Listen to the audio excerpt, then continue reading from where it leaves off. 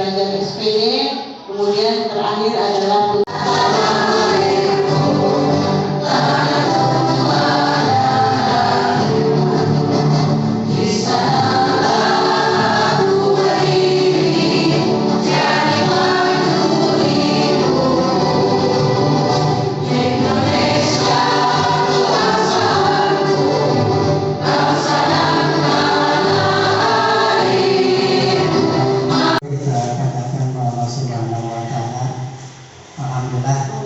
pada kesempatan ini kita mampu berkumpul atas pertolongan dari Allah.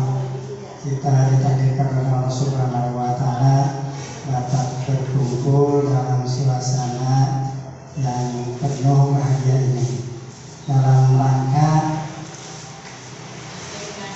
diseminasi budaya positif yang diselenggarakan oleh CGP Angkatan 9. Menunggu rekan-rekan seperjuangan yang telah hadir dalam acara yaitu diseminasi, ya. Diseminasi tadi sudah dipaparkan sama Bapak semua. Saya mohon maaf kepada seluruhnya supaya tahu tentang kesepakatan kelas. Jadi yang pertama, tidak boleh datang terlambat. Anak-anak harus tahu kesepakatan bersama antara poin 10 atau mau ditambahkan. Ini adalah hanya contoh, ya. Tidak boleh datang terlambat, berdoa sebelum dan sesudah belajar, tidak boleh buang sampah sembarangan, menggunakan seragam sekolah, membawa alat tulis, menjaga alat tulis, dilarang mencoret-coret dinding dan lainnya. Tidak boleh berkata-kata kasar, dilarang membawa HP, tidak makan minum, ya. Di kelas minum boleh ya sebenarnya. Melaksanakan piket kelas. Ini anak-anak harus diketahui. Tidak harus mudah seperti ini ya, tergantung ibu bersama anak-anak itu bagaimana menyepakatinya. Jika melanggar bagaimana gitu. Ya, kesepakatan kelas seperti itu. Jadi jangan dibiarkan kalau anak melanggar seperti itu, datang terlambat. Assalamualaikum, ini udah pelajaran, dia datang terlambat. Jangan dibiarkan, harus dikasih peringatan bagaimana caranya. Nah, mari kita cara melakukan peringatannya. Next. Nah, ini nanti bagian BNS ya, posisi kontrol. Jadi ada penghukum, pembuat merasa bersalah, teman, memantau dan mengajar. Kita langsung ke restitusinya. Ini yang disebut segitiga restitusi. Ya, mungkin mohon maaf, bukan saya tahu duluan, ibu-ibu, bapak-bapak juga mungkin udah tahu restitusi apa ya.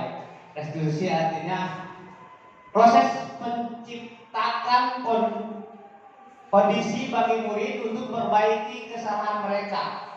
Ya, kondisi murid ya memperbaiki sehingga bisa kembali lagi pada kelompok mereka dengan karakter yang lebih kuat. Itu adalah segitiga restitusi. Ya. Ketika segitiga restitusi ini ada 3 langkah. Yang pertama adalah menstabilkan identitas. Next. Ya. Yang kedua, validasi tindakan.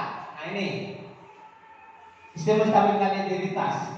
Jika anak seperti melanggar di dalam kelas, ya contohnya melanggar disiplin, membuang sampah sembarangan, ya kita tegur. Bagaimana caranya? Yang pertama, sistem menstabilkan identitas yang bertujuan mengubah identitas anak dari yang gagal karena melakukan kesalahan menjadi orang yang sukses. Yang kedua, sisi validasi tindakan.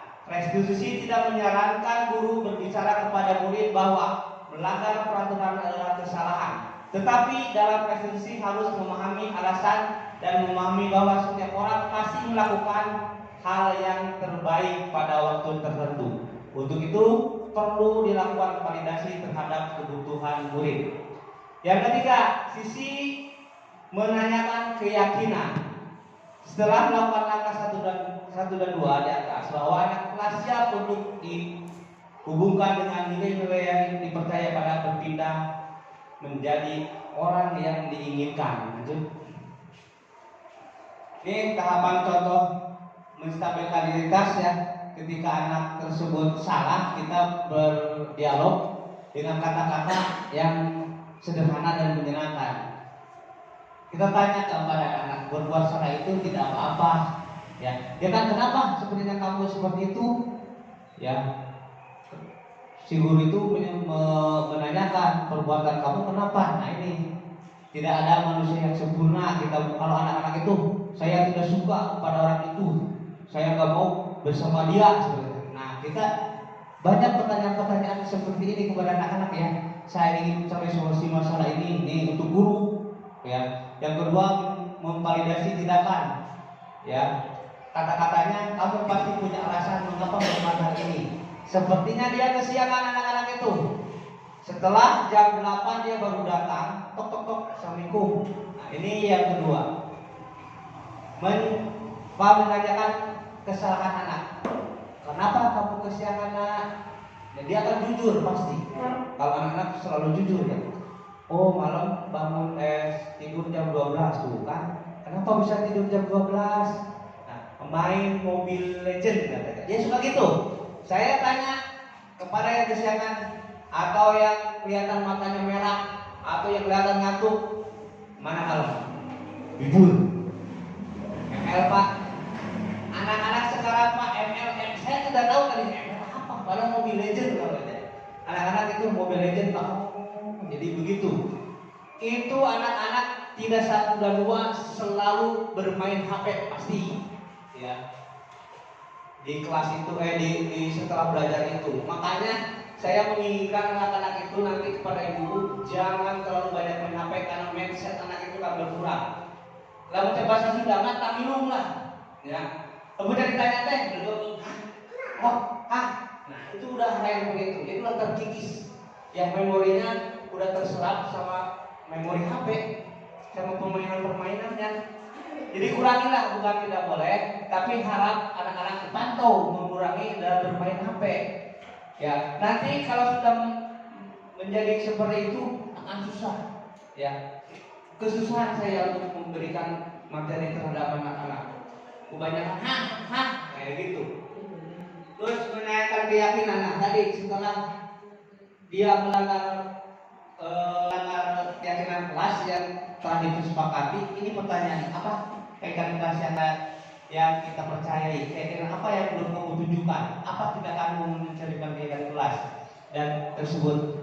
Next, nih ya contoh-contohnya banyak ya, karena waktu sudah mepet. Lanjut terus ke sama anak pun sama, begitu datang harus bersalaman.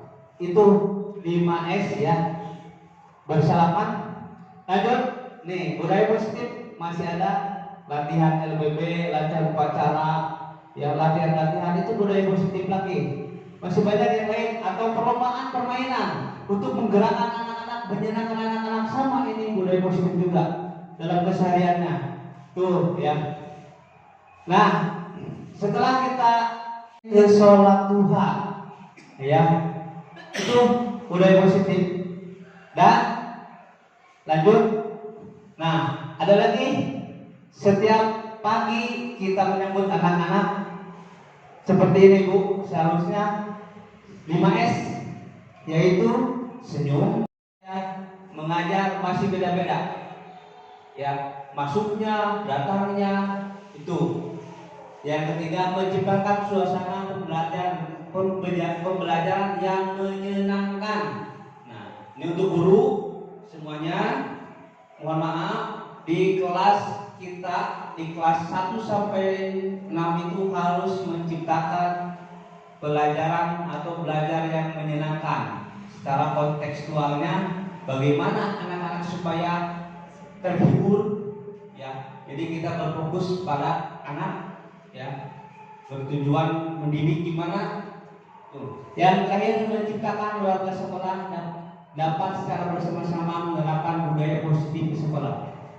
Ini budaya positif di sekolah ini tidak hanya saya selaku TKP, tetapi semua yang ada di sekolah, artinya warga.